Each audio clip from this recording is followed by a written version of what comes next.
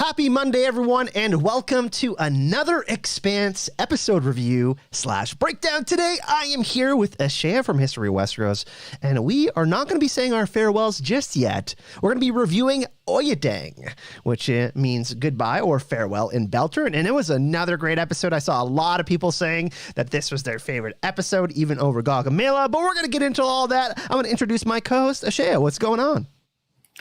Not too much is going on. I'm going to try to keep together for this episode, which was very heart-wrenching. Very, very sad episode. Yeah, halfway through, I was like healing, and then I saw the slap, which made me very angry. I was actually live commentating to Ashaya through Facebook Messenger because she watched the episode first, and she was laughing at me. But anyways, welcome everyone. We hope that you're all having an awesome start to your week so far. Happy Monday. Yeah, another great episode. Ashaya, like just first impressions of the episode. This one was a little bit different. We had spoken previously about how we thought that there could be an episode where there was a couple of POVs left out. There's no Amos and Clarissa. We got a larger portion from them in the previous episode. We didn't really get Avasarala. We got like a second of 20 seconds of Avasarala, so not really an Avasarala section. That was Bobby and Alex's POV, but it was a cool episode, and we thought that we might get a Holden heavy episode at some point. We predicted like episode 8 or 9, but it's interesting that they did it in this episode. Yeah, this was an episode that really just had 3 settings, 3 spaceships: the Pella, the Razorback, and the Rocinante. And of course, the Razorback didn't really have too much action on it, but it was still, I thought, a nice little moment, a nice little interlude, some levity into this very, very dark and sad episode. Yeah, there was a lot of mirroring going on in this episode, too. There was a sense of things are going to get worse. Because we kind of, had some... Obviously, our crew has been broken up for the majority of the season. We talked about how possibly Amos could get in contact with Holden, but it was Holden getting a hold of Alex and Bobby first. So that was pretty interesting. My prediction was wrong there on who would get a hold of who. But yeah, overall, there was a lot of really good mirroring. I think the mirroring... it was easier to keep track of this episode, that like kind of thread through the 3 main POVs, the 3 ships. And yeah, there was a lot of really great moments. So let's just dive into it, Ashaya. Shall we start with the Rossi? Because that's where we start off, right? Yeah, let's start with that, I think, for sure. Just lead up to the really heavy stuff, right? And obviously, we're all talking about Naomi. We all should be talking about Naomi. She is the MVP, et cetera, et cetera. But gosh, Monica Stewart, just she's really good. I'm really liking her. I like that she says failure is why we're out here. It's a very true statement. Very good to point out. She's very pragmatic. So it was nice to see her in the crew, even though Bull has not grown on me. Was that your favorite quote of the episode from Monica, or is it just something that really stood out to you? It's just something that really stood out to me. Yeah, I would say just that. It wouldn't be my favorite of the episode. Yeah, I mean, she's from Montreal, which is cool. She's Canadian, which is, something that I admire because I'm also Canadian. But yeah, she's cool. She's super pretty, obviously. She's just doing such a great job in her role this season. And we talked about how Holden doesn't really have, he has allies, but in close proximity.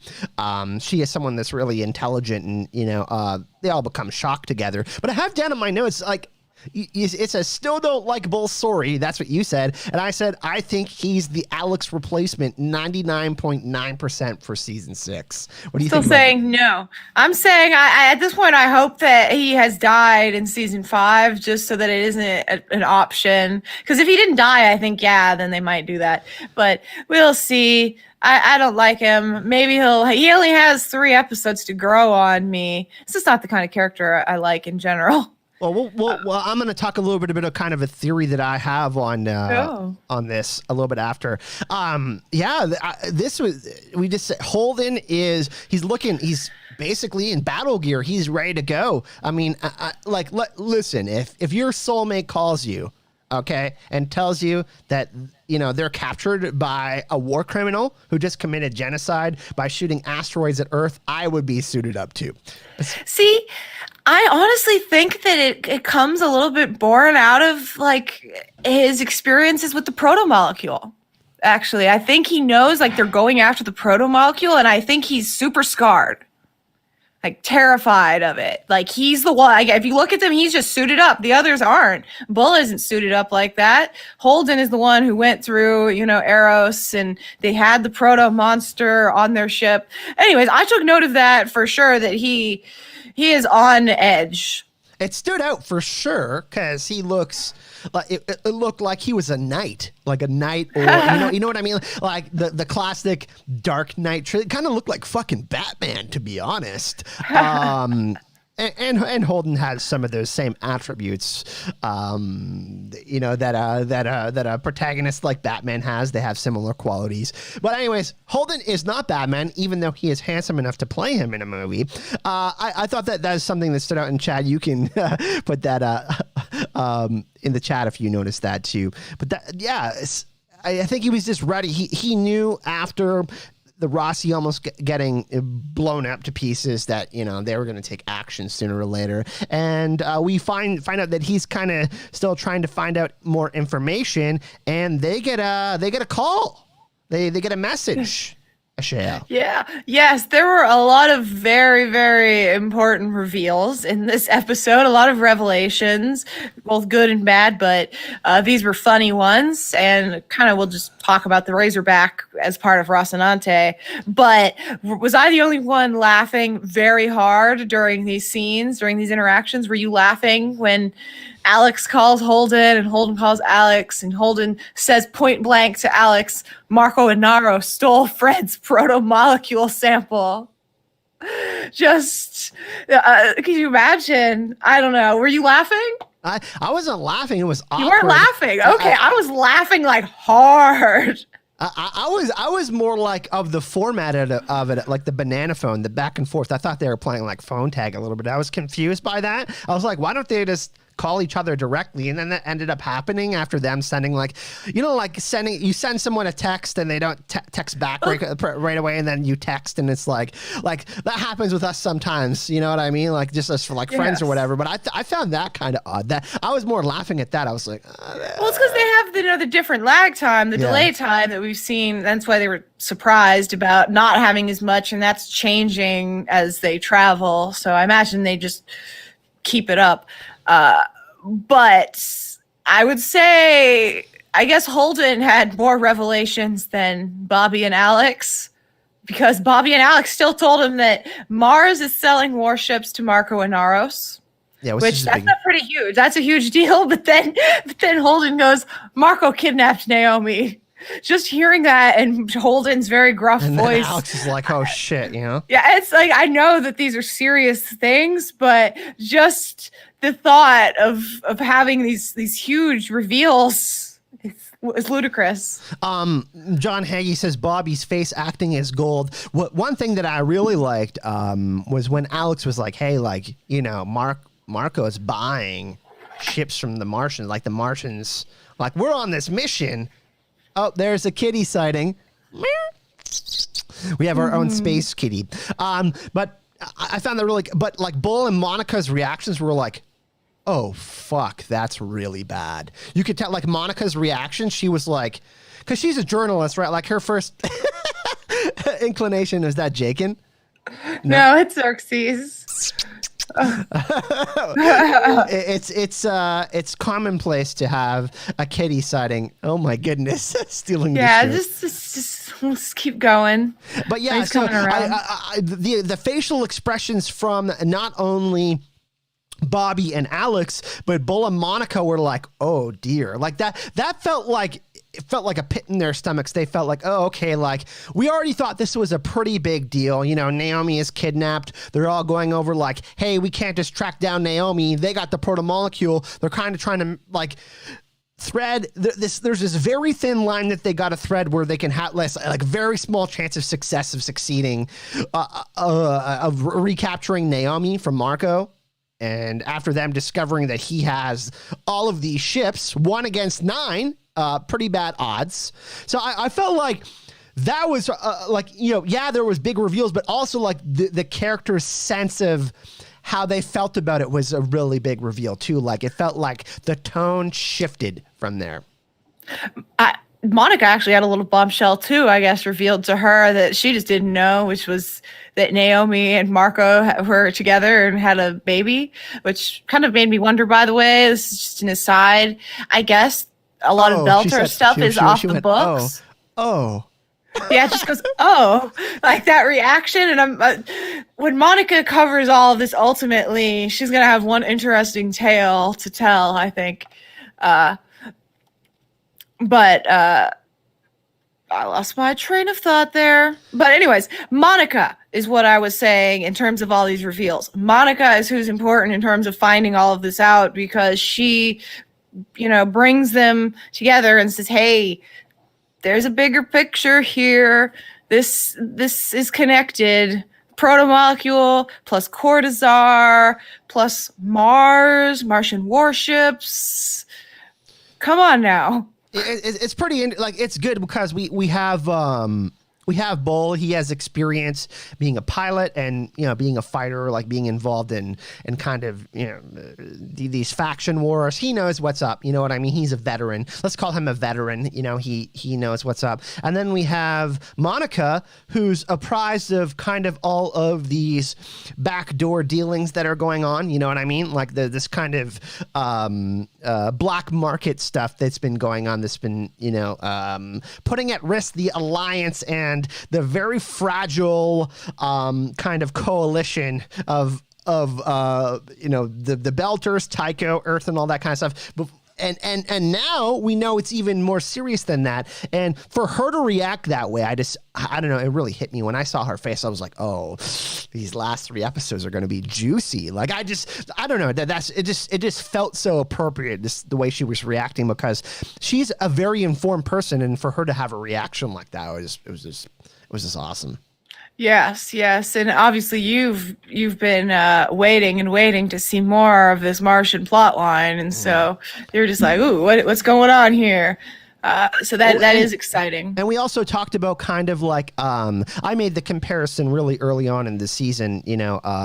I thought that by the end of the season we would have that contraction, like when all the characters in Game of Thrones went to Winterfell and had all those like kind of conversations. We have the the expanding of all of our characters into different locations, and now we're starting to see that the threads are all connected now, and now we're starting to see, okay, Alex and Bobby are kind of on the same path that Holden and Bull and Monica are on. And now once Amos finds out that Naomi is captured, he's going to be pissed because they share a very strong bond, even though they've had fracturing in their relationship. You know what I mean? Like, yeah, it's going to be really interesting to see how he gets back into it. We didn't also have Drummer this episode, and she made an alliance with Marco, finger brackets. But yeah, things are starting to, the pot is starting to boil over. Yes, 100% yes.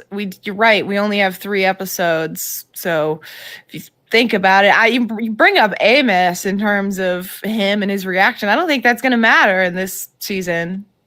Maybe next season, depending on what happens to Marco. But I don't think Amos will be getting off relevant. I don't think he'll be a relevant force in space this season. I guess, to put it in those terms. And he's usually there to be sort of a bodyguard enforcer for Holden and crew. That's going to be really interesting. Ashea, you wrote down, Zemea goes boom. Yeah, it does. They just blew it right up. But This is what's important. So they're obviously concerned about the proto molecule, that it was blown up there. They're not too sure what's going on. But, and I didn't notice this, eagle-eyed viewers, I saw this a bunch of times on Twitter and Reddit and whatnot, that you can see one of the torpedoes that's burning away from the Zemea has a blue flare at full speed, while the others burn reddish, like it's going a different direction. So it's going away. So they jettisoned the proto molecule while sending out torpedoes, and then blew themselves up. Yeah, I thought that like when we have in our document favorite moment, I mean, obviously the ending scene, we're going to talk about that, but the piloting of Bull and Holden taking care of those torpedoes, it was just really cool because it like the way the torpedoes were spiraling. You know what I mean? It was like, oh shit! It looked really, really ominous. I just thought it was more great camera work and CGI. It was just a really cool scene. Yeah, for sure. And let me say, I'm not a person that is into battles, is into action or space battles really in general. Yeah. Like, that's not what I'm watching something for. But I was hollering. Enjoy Star Wars and all that. Yeah, I enjoy that, but it's not why I'm watching it. I'm not usually whooping and hollering. But in this sequence, I was cheering, making sounds like, whooping in excitement, I suppose. Where sometimes I'm like, oh, that was a cool thing in that battle. I can, but I'm not a big lover of it. Yeah, the space cannon got jammed, one of them, and I was like, uh-oh. And then I was like, this isn't good. And then, of course, they railgunned the Zemea. That was cool. And we kind of had some conflict there where, like, Monica and Bo were like, no, hold on, stop. No, it's like stopping your cat from, trying to steal treats out of a drawer. Yeah, and, they brought up in the after show, which, again, every week I tell you guys, make sure you're watching the after show. I don't really want to get into the talk about similarities between Holden and Marco, because they did that better than we could. But he did point out, Ty pointed out, that in season 2, Holden shows growth by stopping his chase of the proto-molecule to go save Naomi. But in this season, he shows his growth by doing the exact inverse, which is really neat. Yeah, that was really, and he goes, I know, it's just like, and Monica obviously having that kind of heart to heart with him, found out how much he really loved Naomi and how important her safety is to Holden. And for him to make that decision, I think really got the respect of Bull and Monica. And also Monica asks, like, what are you going to do with the proto-molecule? And Holden says, we're going to destroy it, and Bull just nods. So they're all on the same page, which is good, right? Because they all got really strong personalities. They're all a bit different in their own ways. Stubborn, I think all of them are a little bit stubborn. And it's cool to see them like, oh, okay, like, and now it's really time to get to business. High G burn, like we might die here. That kind of experience can bring characters together, and I just really love the Rossi stuff. We predicted that this is going to happen in this episode because, I mean, hey, getting your ship almost blown up and getting a call from Naomi is a pretty big deal. But let's move on a little bit more. We have a little Razorback section here. Yeah, I think. It was short. We covered a lot of it. I will express that I'm always very happy to see a happy Bobby Draper. She's laughing and tossing a bullet off of her. Yeah, she's happy after she gets in a battle. Not too much to chew on here, but just some like really interesting comments, I think. Just like the time we talked about, like obviously the tying of these two plot lines are connected. The Martian plot line, selling their ships on the black market to Marco, who's now part of the Free Navy. And then obviously Alex and Bobby have a friendship with Naomi, especially Alex.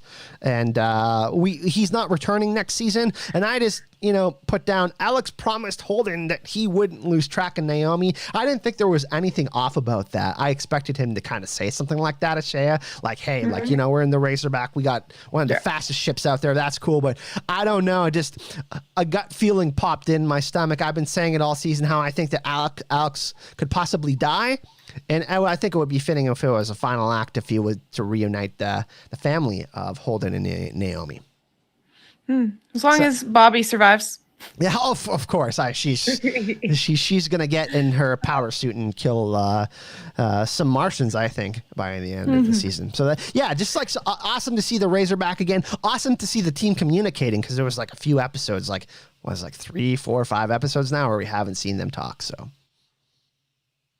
yeah, and I think that means we can move on to the actual bulk of the episode, because I mean, not a lot to talk about in a space battle Rocinante part, which is the Pella.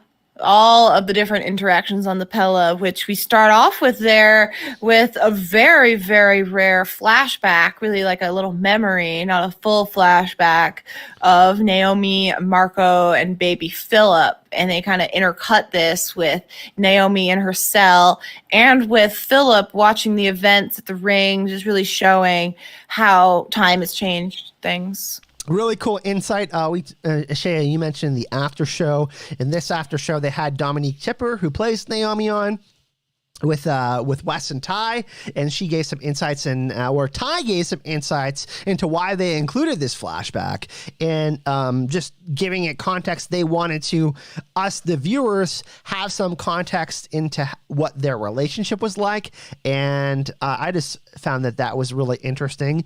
Naomi also said that she was the most physically and emotionally exhausted she's ever been in filming the show, because of the scenes between Filip and Marco. Obviously, she's my MVP of the episode. I think we're both in agreement on this one. But yeah, Ty said it was important because the viewers needed to understand why she was ever with Marco. That charismatic, the passion. Passion can be love, but it can also be hate. And that was something that, they were talking about in the after show that I thought was really interesting. Yeah, and I think Marco, even throughout this episode, I mean, you see his passion, and you even see his kind of vulnerability to his passion, which I think Keon plays really well just throughout the whole episode, throughout the whole season. He just kind of constantly has teary eyes, I feel like, where he does feel emotional in as much as he feels like he looks like he's in control, but also constantly feeling threatened. I don't know. You put down that Naomi and Filip have tattoos, but Marco doesn't. That's pretty interesting. Yeah. I mean, obviously, we haven't seen all of Marco's body, so sorry, I can't 100% say. But yeah, it does seem like that. Obviously, Filip and Naomi both have the neck tattoo that was traditional explained. Belter tattoos. Yeah, that was explained by Anderson Dawes way back when. So they have that, but I just haven't seen one on Marco. Yeah, there was a lot of really tense moments, this tension you could feel. Obviously we see more of the same. I felt it was almost taken to another level, because we know that Marco is watching what's going on in the cell between Filip and Naomi. And for him, he's a really intelligent guy, right? He's manipulative. He knows that Filip, in some way, wants a relationship with Naomi, and he's taking advantage of that. And he has this, I put it in my favorite quotes later, Ashea, where is it? It was just like so powerful. He goes, "You are my heir, and one day you will lead the belt after I'm gone." And he was like really smug about it there. I was like, holy shit. But then he says soon, and then he grabs him, the physical touch. Soon everybody, people all over will be chanting Filip, and then we hear the cheers. It was that manipulation again, right? Because he was losing Filip there, because Filip was feeling that connection with Naomi, and then we see Marco trying to take over him, and just, it was just so disturbing and haunting the way he was manipulating him. Yeah, I think that scene was one of the most disturbing in the whole episodes, to me, one of the most painful to watch. And I think you could, multiple people could take a lot of different things from that. For me watching that, I feel like Marco is making fun of him. He is putting him on display there as the little boy that he is, the kind of being condescending, talking down to him when he has them all cheer for him. Is that sort of the perspective, that he's doing it very cruelly? Or do you think he's somewhat lifting him up while he does that. It's hard for me to know how to put it into words. Well, I mean, the thing that really stood out to me is he says, "You are my heir, and one day you will lead the belt." So he's like, so he is like, it seems like maybe he is genuine-ish there. But the part after that, he goes, "After I'm gone." He's like saying, "Hey, I'm the king. You're the prince." Drummer was right. He did need a throne. His heir. I mean, in what world does your child rule after you? And it's, I just felt that narcissistic pull just like revealing itself there, and it just made me squirm. I was so mad about it. I was like, I knew exactly what he was doing, and I knew that because it was after that beautiful moment with Filip and Naomi, which was made me tear up. One of the few times I've ever cried during the Expanse, Shea. Yeah, I cry at everything. Yeah. I cry at most episodes of TV everywhere. So, and I don't want to talk about this particular scene too much because I will cry on camera. Yeah. But I must say, to single out Josiah playing Filip, I think that he is just really good at giving Filip this really like cultish kind of awkward feel, but he's got this bravado and machismo, to him. Like he's just really vulnerable. And so to see Naomi cradle him is just really sad. It's very sad. Because they both did a good job. Is there a bigger age? Like, is he younger in the books? Yeah, he is. He is 15, 14?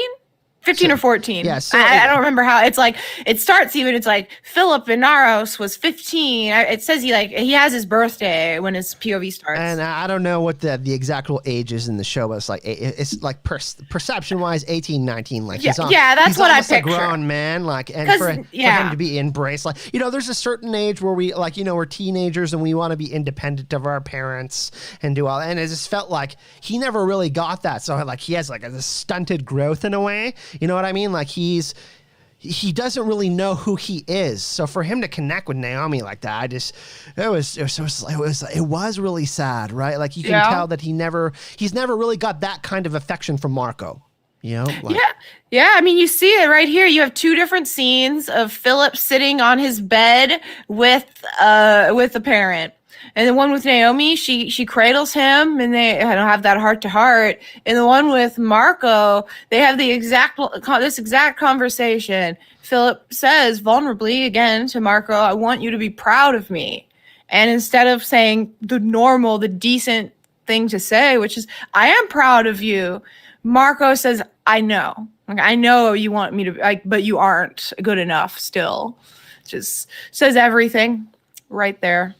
Oh, so let's. There's a couple of other big lines in the Marco and Naomi stuff. Do you want to talk about those? Yeah, and this is again, Marco is a really good character because he says things that are true. When you at first glance, but of course they're not really true. Anyways, the example here that I have is, he tells her, "I was there when he first went out into vacuum." And that is true. That is a really big moment. She should have been there. But as we don't hear in this scene, we find out later in the episode, of course, is that he kept Filip from Naomi. He kept hiding him. She tried. It's not her fault that she wasn't there when he first went out into vacuum, but Marco he uses this thing that she missed out on to stab her, basically. Yeah, that was really cruel. We obviously get the Cyn review. I felt that was another moment where I was like, holy shit, this was someone that Naomi really respected and felt was like, if a true friend did that to you, I mean, that would be heartbreaking. I mean, I can't, just the amount of, oh my God, the amount of pain Naomi must be in to hear that. And, and she's willing to have a conversation with him and reconcile about certain things, but something like that, for him to admit that he played a key role after he found out that she was going to commit suicide and did that, was just soul crushing. Yeah. Yep. Cyn, I mean, I'm glad he told her, because I feel like probably honestly later on Naomi will feel a little less guilt, you know? She kills him. You know, Cyn's dead. You can assume, you assume he's dead, right? I think so. So assuming he's dead, then Naomi killed that man. And I would assume she's going to feel a great deal of guilt. So I hope she can find some respite in knowing that this man, you know, cost her a whole childhood with her child. That was That was a really hard scene because I was confused. I was like, is he dead or not? But I'm like, okay, I mean, like, he's not breathing anymore. So that's a pretty big deal. So we'll see. But that's... I mean, Filip's obviously gonna. I mean, we saw his reaction to what was going on. He thought that she was doing something crazy, but I think that after he slapped her, which was one of the most. Oh my God, that really pissed me off. I can't believe he did that. But yeah, just a really tragic way to end things between Cyn and Naomi, especially after he was, I guess that was his way of trying to heal things and say, hey, I'm trying to be honest with you. You know what I mean? But I mean, it's just something of that magnitude. I don't think you can come back from that. I see you typing something in chat. Oh, I was trying to type something in chat. Anthony Shattuck was like, I'm sure he's dead. And I was saying that the only reason I try not to just declare something is because even though I think it's obvious that he's dead, sometimes I then see James S.A. Corey tweet, well, how do you know Cyn is dead? And I'm like, maybe I shouldn't just declare things that I know. He said he passed out, which I found interesting. So I was, you know what I mean? But like, I mean, Cyn's dead. I'll just say it. But Ty is also a troll. So yeah, and so I like to try to do that too, which is not lead someone somewhere just because I know in the books that he's dead. Also, we have a couple of comments in chat. Sentient says, Cyn really shown this episode. Agree with that. And John says, agreed. He told a complete story. Like, his arc is like, what else could he possibly do after that? Try to help Naomi back. Marco would not allow that. I mean, there was obviously tension there. I predicted that Cyn was going to die at some point. I just thought it would be when he betrayed Marco, but this is almost more like way so you more thought you thought Marco and then would kill him, not that Naomi would kill him, essentially, I guess. Yeah, I thought he was like going to give her a mask or something, like just like, you know what I mean, whatever. Notably, we now on the Pella, we only have two characters that we know. We have Filip and Marco. There's no one else for them to interact with. Corral's on Drummer's ship. Naomi's gone. I think Corral's biting the dust next episode. That's one. I hope so. I'm done with her. You haven't seen the trailer, so I'm not going to spoil anything for you. But Drummer looks pissed off, and I like that. So, but yeah, Cyn was a really interesting character. We don't get too many characters that. Yeah, I mean, because he really illuminated Naomi's backstory. And now as a viewer, we're like, oh, my God, like, how Marco's even worse than we knew. Yeah, I mean, I'm like, Cyn's pretty bad, too. That's what I'm left with, to be quite honest. I mean, yeah, Marco's a manipulator, but Cyn's a grown-ass man. He should know better than to be taken in by this. I can say that. I know the abusers and how people are torn in, but I feel like I don't have a ton of sympathy for Cyn, not in terms of his death, I mean, but just in terms of his heartache, because he chose that. He chose a shitty man. Her reaction to what he said was, I think that was the strongest piece of acting from Naomi in the whole episode. I mean, obviously the ending scene was fantastic, but for her to learn about that, I was just like, oh my goodness. So very sad, but also extremely rewarding for fans because, I mean, I think this was Naomi's strongest performance. Yeah, I think you're right. That the specific interaction between her and Cyn was the best for her personally. Her reveal, and I agree with you too. Like sometimes, I mean, like it's like if you put off a problem and you let it, take root. For example, like anger, hatred, whatever. You don't deal with it. It's only going to get worse over time because you're going to have feelings of regret, other emotions that aren't positive emotions, and those could lead into other issues. And I think it's better for her to at least realize that now. It's like, okay, now I can be completely done with this relationship. Like, this relationship isn't going anywhere else. This person betrayed me. At least I know it's the honest truth, instead of her, wondering if she could have done something different, because we know she almost committed suicide, and now is a pretty big deal. And I mean, she could have died going out the airlock. I mean, this is kind of a parallel to that, right? Like her, because I think that's what Cyn thought she was gonna do. Yeah. Let me say something here, which is, I would never have thought to talk about it as if Naomi didn't survive. Okay? I was like, obviously Naomi survives. I think if you're watching this video, you probably are on the same page. You're a big enough fan that you feel that, right? Yeah.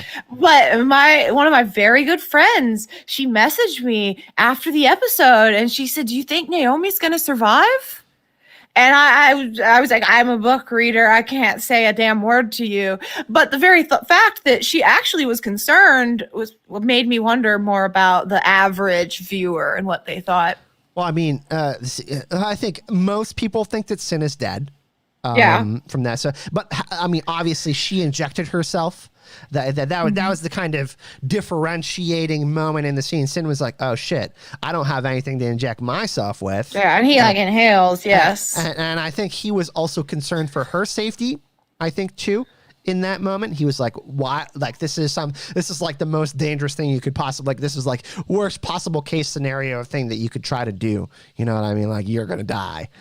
So for like her chance of survival, or like 1% or something like that, so she, plot armor, whatever. But yeah. Anthony, yeah, it's plot armor ultimately. Anthony says plot shielding right as I said that, so it's like, yeah, exactly. But if you don't necessarily know where things are going at all, if you have no idea, I guess it doesn't, Naomi doesn't necessarily have to be safe. Like, sometimes characters die. So anyways, I will try not to assume in the future, because I would have spoiled her, honestly, if I had messaged her a little bit earlier. And this is for Rick. You're late, Rick. Just kidding. Welcome. Yeah, thanks everyone for joining us. We're just going to continue on for a little bit more here. But yeah, it was just so interesting. I felt like Cyn's arc was complete and it was good enough. And yeah, it was just such an interesting interaction. So many things at play there, Shea. I saw so many people were saying that was the best scene of the season. Naomi swimming in outer space. Like, I wouldn't fucking do that. I'll tell you that. No, and James S. Corey, which is Ty Frank tweeting, but tweets all sorts of good replies to things. Very recommend keeping up with that. But a lot of people kept trying to get at him for whether this was feasible, whether this was possible, all that. And he points out that one of the more impressive things of it is her being able to do this from so far away and hit such a small point, and all that. And he said that she did a better spacewalk than that in a previous episode, showing that she had that skill. So there is that. Which is that Naomi is good. She's been out in space a lot. She's a belter, so she can do this. Whereas, as opposed to Holden, her being on ground and like Ilum. She's sick. Or if Holden tried to do this, I don't think he would be able to succeed. I don't think he would have the comfortability. Also, the connection of the oxygenated. Shame. Hyper oxygenated blood, everyone. Yep, they gave to Monica, setting things up. John Hagee points that out, and yeah, very good. I like to read show-only people's reviews and their thoughts, and one person was like, and I never would have thought that would have come back up. It's so obvious in retrospect. I was like, yeah, I'm glad they got that person. You had a cool point from something from NASA. Obviously, radiation exposure to the sun is something that can happen when you're out in outer space. Like, people are doing work on a space station, for example. The sun is shining. It's like you're getting radiated. That's pretty crazy. Yeah, exactly. That is the two main dangers are the radiation is why she starts to just like bubble, she starts to burn from that. And then of course there is no air. And so she can only really last with one shot and no breath about not even 30 seconds total. Really, I actually recommend they have the book to screen videos and you can find them on Twitter, on their Instagram, on Facebook. I guess they just post them on all social media, but they aren't spoilery for the books. Yeah. And they put next to it like the words that are in the books. And for something like this, where you're seeing Naomi's perspective and it's all just in her head, it's a particularly good one to see like what she's thinking about and how to get this done. This very difficult process. That's one of the reasons the show is so celebrated as well, like the actual physics of space, like you explaining her two wounds, like the sunburn on her face and also her eyes. I mean, that's just a lack of oxygen, like her like she's suffocating. So that is something that is, yeah. Yeah, and they also pointed out that like her eyes, they like apparently the moisture starts to kind of boil away a little bit, and it's like anyways, it's not too fun to read about, honestly, or to see. Just watching her like balloon up and bubble up was really disturbing. I'm assuming all of you were tensed up like the whole time from when she went out there till when she gets into the Chetzemoka, like I was. So the first time I watched it, I was all tensed up. The second time I watched it, I did what she did, which was I exhaled all the air from my lungs and I tried to hold on. I was kind of holding it too. I was like grabbing my chest. I was like physically feeling the effect of what was. I was like so tense about it, and it's really interesting too because Ashea, we have the death of Fred, which happened earlier this season. We had Ashford being killed off last season, who is a bigger character. We have the asteroids that hit Earth. This is kind of like a red wedding season ish.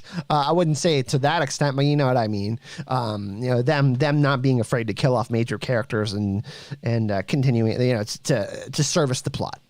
That's what I want. I wouldn't have been unhappy if Naomi had died in this episode. I mean, I want Naomi to live. I think she has a full story, but in general, I want our Rocinante characters to die. That's why I like an ensemble show. That's why. But that is a major reason why I like ensemble shows more than like central POV shows is I don't just want to feel like every single person has plot armor. Yeah. And I think that's part of the reason why the show has been so great so far. I mean, look at what happened with Miller early on. People thought, he was kind of the pseudo main protagonist other than Holden. Obviously, we know that there's multiple POVs like other shows out there, but for someone like Naomi, it's season 5 now. We expect her to maybe make it to the end, whatever the end is. Maybe her and Holden, maybe Amy. Like who knows? We're kind of now wondering if Alex might die. I don't think Bobby's gonna die. Avasarala, a couple times she's been in a She's situation. older. Yeah, so it's like we're getting to the end game here, and it's starting. I mean, I think I had people message me and be like, "Oh my God, not Naomi!" I would be so pissed. You know what I mean? Especially after that. She was so close to getting Filip to flip. Yeah, she really was. You really feel it. I mean, and it's just refer to that. I think it's so interesting that Filip has such different parents. Like, I mean, he tells Naomi, he tells her, like, you saved so many Belter lives, and he's kind of stunned and astonished and impressed by her, right? And he feels like, does it feel like he feels like he would want to be part of that? I think so. He wants to be part of a bigger cause, a greater cause. That's how Marco gets him in there and has kind of instilled that belief in him, the belief that you want to be part of a greater cause, I guess. But yeah, so he sees that, and then his father has killed more people than anyone in the history of existence. And his mother, was part of something that saved everyone that existed effectively. It's like Filip has a very loaded set of parents, a lot of ways he can go. And I mean, it's not too late for Filip to say goodbye to Marco. I mean, think about it. You see your mother commit suicide because of this, that might change your opinion. Look at his reaction. It was very strong. Yeah, it was a strong reaction, but do you think that's a reaction like, okay, let's go back to my dad. We were right.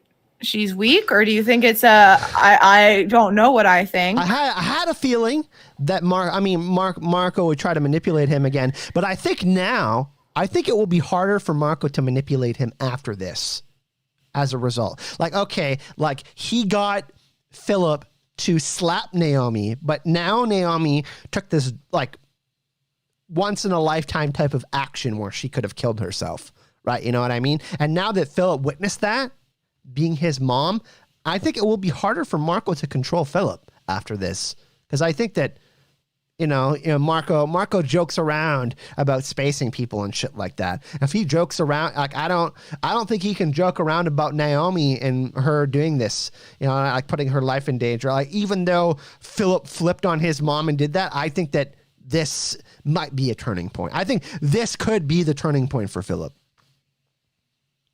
Yeah, we can certainly hope so. I felt the tension that you were feeling when I was talking there. This episode, like this whole season, holy shit, like it's really been so intense. Yeah, it really has been. So what, dude, is there any other like major points that you wanted to talk about, Asheo? I think we covered the majority of the stuff, like the bigger stuff that we wanted to talk about, like any kind of things that you wanted to point out to the chat, like nice Easter eggs or anything like that, or like just like moments that you really enjoyed. Nothing in particular. Little Easter egg is that there is a little shot of donkey balls on a screen.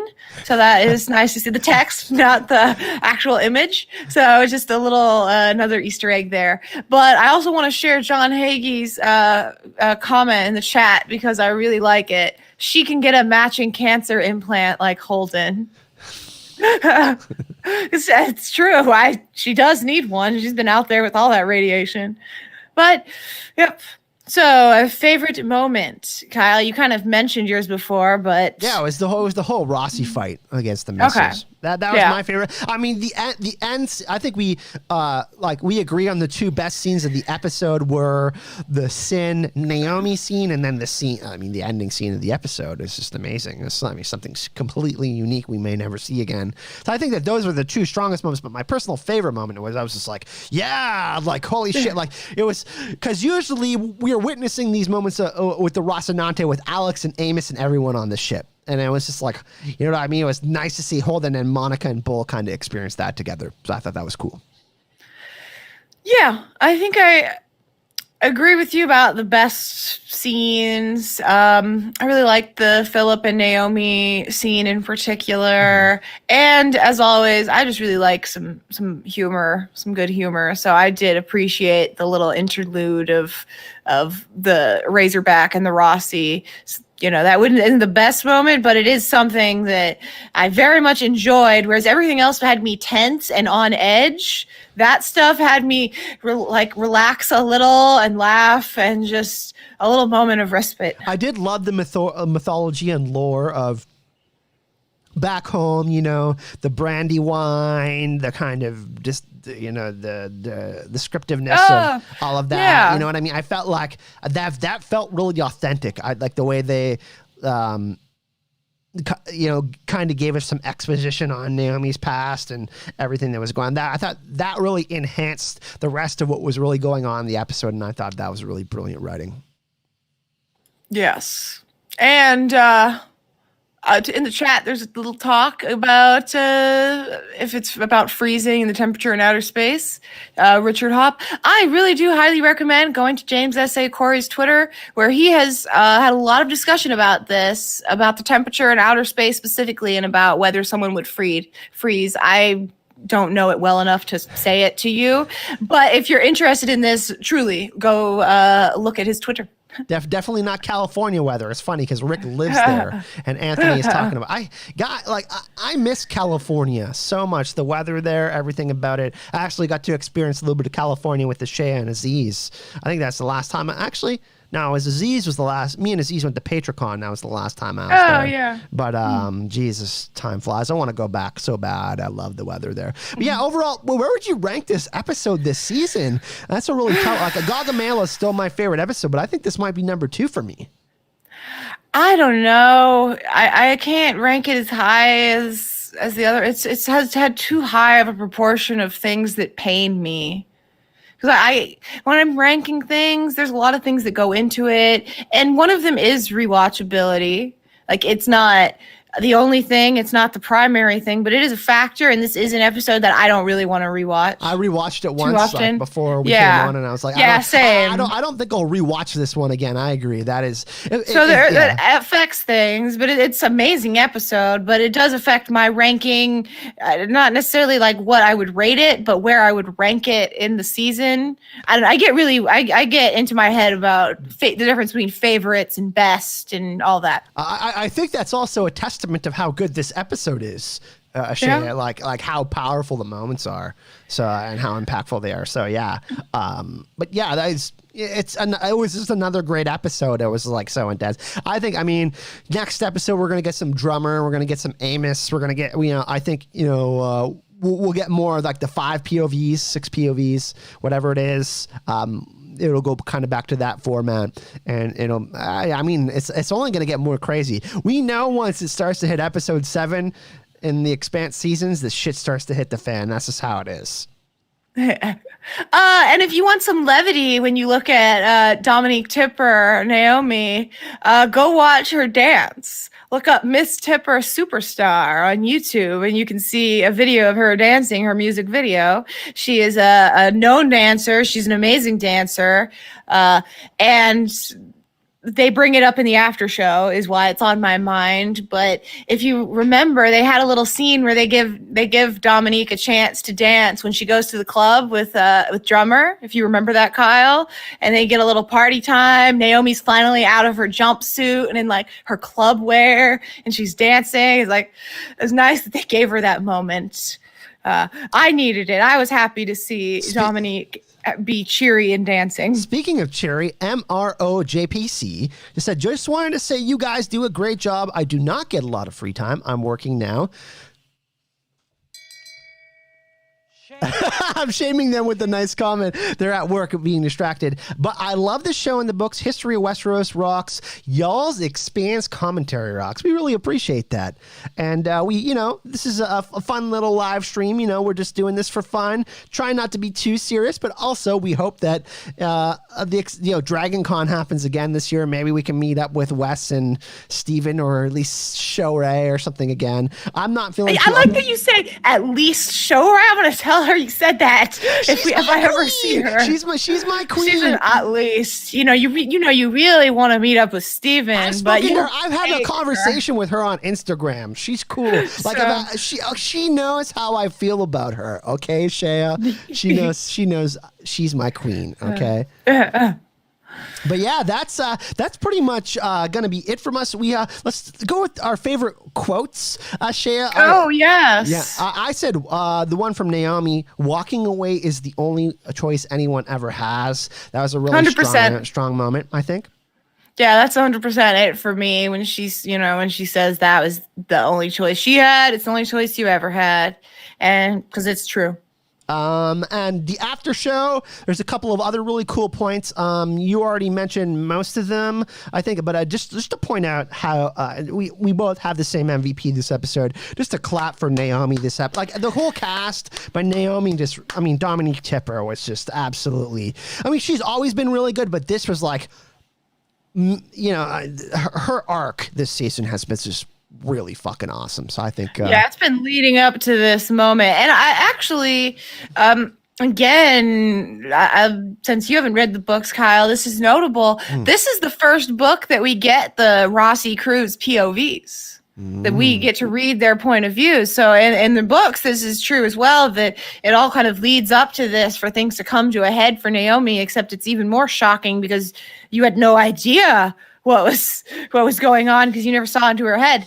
It's really unique because everybody's usually together, and then we have the splitting up. And Ty really talks about that too in the after show, guys. Like, you should go check it out. He really talks about this specific book, the atmosphere of the book, and the way things change, where everybody is, kind of the way the POVs land, and all that is really interesting. And the reason I was gonna read it, but I've been so genuinely surprised by everything. It's been so great. Like, not surprised because I know some things that are going to happen, but you know, I feel like I've just been like, it's been so lovely to feel that from a show. You know, I read all the Game of Thrones book, A Song of Ice and Fire. I read all the books, and so when the final seasons were you could kind of telegraph some of the things that were gonna happen. And I know the books are out there, and I didn't want the same thing to happen for me, The Expanse. I might change my mind in the off season for season 6 because I'm so hooked on the show now. I'm just like, I love it. But you know, just for right now, this season has just been so good. So.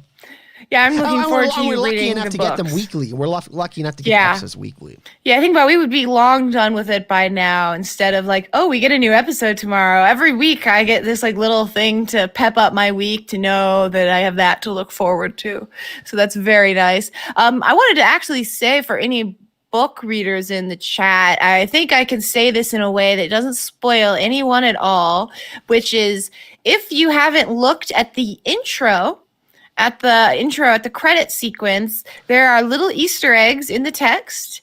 Towards the very end, when you see the planet, there is a little tiny Easter egg, and I won't say any words that give it away except for one, which is Tempest. Just that. It won't mean anything to anyone else, but if you're looking closer, you can ask me about it too. But I just noticed this Easter egg, this little tiny detail this past week, so point it out. I also agree with Rick. I think weekly is more fun. It gives us a chance to talk about it, chance to talk about it with friends, chance to interact online with other people, meet people that you might not normally meet and have good conversations with on the internet. And especially with the state of the world, how crazy things are, it's nice to have a nice big W every week. I feel like it's a nice big victory for us. We get a great, great sci-fi. It's my favorite sci-fi show of all time. Personally, I think it's the best. But hey, that's for everyone out there to decide. And I feel I have more and more people messaging me. It's funny. A lot of Game of Thrones fans. One of my friends, Claire Gray, reached out to me, and she's like, "What should I watch?" And I said, "The Expanse." And she watched the first 3 or 4 episodes, and I said, "Just wait till episode 5, and you're going to be hooked." But I think a lot more people are getting into it, and it's like, this is really awesome. We both hope that it will be extended beyond Amazon season 6. We both are really optimistic that we're at least getting something in the form of a movie or something after season 6. They're so particular about how they say things about it and their wording. I have high hopes. I do. I have to say, at first I was like really disappointed, and now I think they're just playing their cards close to their chest. Maybe we will have a guest on in the final few episodes of Shea. Maybe we can get someone who loves The Expanse, a fan. We'll think about it. You're right. Definitely. And get a fun discussion. This has been super fun so far, everybody that's been joining us. I see Rick in the chat, John, Anthony, Alexandra. I also see MRR JPC, who said they're a new viewer and check out history. They're coming from History of Westeros, so that's cool. Sentient Dildo is always putting awesome stuff in the chat. Just a shout out to Maura Lee. I know she'll listen to this later. Just anyone that's watching, if you're not participating, typing in the chat, we appreciate you. Thanks for watching. Really fun, and we're gonna do some more of these. And wow, what's the next episode called, Shay? I didn't check this week. I checked last week, and I was like, okay, Oyedeng. It means farewell and belter, or goodbye. What's this one called?